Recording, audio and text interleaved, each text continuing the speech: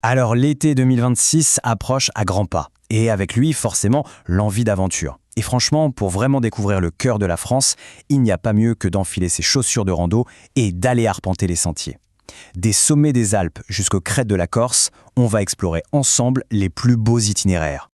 Ok, mais le truc c'est qu'il y a tellement de choix. Comment on s'y retrouve? Que l'on soit à la recherche d'une petite balade tranquille en famille ou du défi d'une vie, ce petit tour d'horizon va nous aider à y voir plus clair et à trouver le chemin parfait. Allez, c'est parti, on plonge dedans. Allez, on commence en douceur. On va s'intéresser d'abord aux randonnées qui sont, on va dire, accessibles à tout le monde. Celles qui offrent un spectacle incroyable sans demander un effort surhumain. C'est vraiment parfait pour débuter ou pour une super sortie en famille. Et pour ça, l'exemple parfait, c'est bien sûr le cirque de Gavarnie. C'est un site classé à l'UNESCO et c'est juste grandiose. Imaginez une muraille naturelle de 1700 mètres de haut. La rando pour y arriver est l'une des plus emblématiques de France et le gros avantage, c'est qu'elle est vraiment facile, même avec des enfants. Et là, au cœur du cirque, arrive le clou du spectacle, la grande cascade.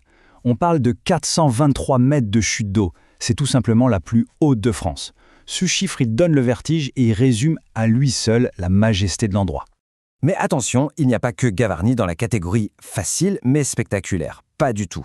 On peut par exemple aller explorer les volcans du Puy de Sancy dans le Massif central, ou alors admirer le reflet du Vignamal, le plus haut sommet des Pyrénées françaises, dans le lac de Gaume. Et ce qui est vraiment top, c'est que pour ces deux sites, il y a des options de remontée mécanique. Ça rend l'expérience encore plus simple et accessible. Bon, ça y est, on est prêt à monter d'un cran? Allez, on passe au niveau supérieur. Des randonnées qui demandent un peu plus de jus, c'est sûr, mais où le spectacle à l'arrivée est juste décuplé. Écoutez cette phrase, le miroir naturel qui reflète la chaîne du Mont Blanc. Ça résume tout, non? C'est la magie du lac Blanc, près de Chamonix.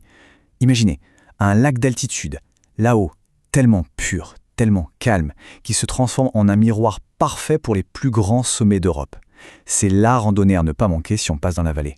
Par contre, attention, pour vraiment vivre ce moment magique, il y a une astuce, un vrai conseil d'amis. Il faut se lever très très tôt. Si on arrive avant 8 heures du matin, non seulement on a des chances d'avoir ce reflet parfait sur l'eau, mais en plus, on évite la foule. Et croyez-moi, dès 9 heures, le parking est complètement saturé. Une autre super option dans cette catégorie intermédiaire, c'est le tour du lac d'Annecy, mais par les hauteurs. C'est une combinaison vraiment unique. D'un côté, l'effort de la rando sur les crêtes, avec des vues plongeantes qui sont juste incroyables, et de l'autre, la récompense ultime, une bonne baignade dans ces eaux turquoises qui sont les plus pures d'Europe. Et maintenant, on arrive au sommet de la pyramide. Les sentiers mythiques, les légendes, ceux qui sont sur la bucket list de tous les randonneurs aguerris. Là, on ne parle plus de simples randonnées, ce sont de véritables expéditions. On commence avec le monstre, le GR20 en Corse. Il est souvent considéré comme le sentier le plus dur d'Europe. Pour se rendre compte de ce que ça représente, premier chiffre, sa longueur, 180 km. Ensuite, on ajoute à ça le dénivelé. Accrochez-vous, plus de 12 500 mètres de dénivelé positif cumulé. C'est un challenge vertical absolument monumental. Ça met à l'épreuve même les plus entraînés. Et pour finir, la durée.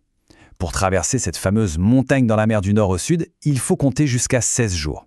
Ce qui est crucial de comprendre ici, c'est que c'est un engagement total. Ok, et ce fameux GR20, comment il se place par rapport à l'autre mythe de la rando, le Tour du Mont Blanc? Bon, on le voit bien ici, les distances sont assez proches, mais le GR20 est un peu plus long, beaucoup plus technique et avec un dénivelé plus costaud.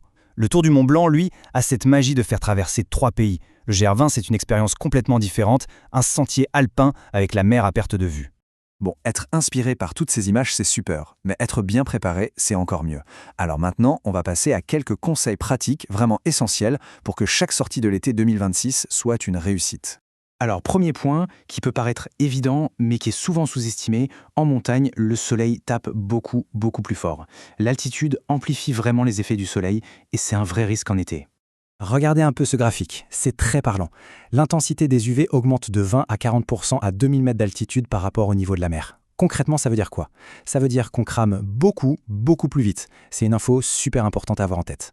Du coup, voici les réflexes à avoir, les gestes qui peuvent tout changer. Partir très tôt le matin. Boire, au moins 1 litre toutes les 2 heures. Viser les sommets avant midi pour éviter les orages de l'après-midi qui sont très fréquents en montagne. Et bien sûr, l'équipement de base, chapeau, lumelle de soleil catégorie 3 ou 4 et crème solaire indice 50. Et un dernier petit conseil, privilégiez les randos au-dessus de 1500 mètres pour avoir un peu plus de fraîcheur. Un dernier point important sur le bivouac. Dormir en pleine nature, c'est une expérience incroyable, c'est vrai. Mais attention, c'est très réglementé. Le principe de base dans les parcs nationaux est assez simple. On a le droit de camper du coucher au lever du soleil et il faut être à plus d'1 heure de marche d'une route. Mais les règles peuvent changer d'un endroit à l'autre. Donc c'est impératif de bien se renseigner localement avant de planter sa tente. Voilà, des balades en famille dans les Pyrénées au trek légendaire dans les Alpes, la France est un terrain de jeu absolument infini. Le secret, c'est de varier les plaisirs, de choisir le bon défi pour soi. Finalement, la vraie question, ce n'est pas est-ce qu'on part, mais plutôt par quel sentier on va commencer notre été 2026 ?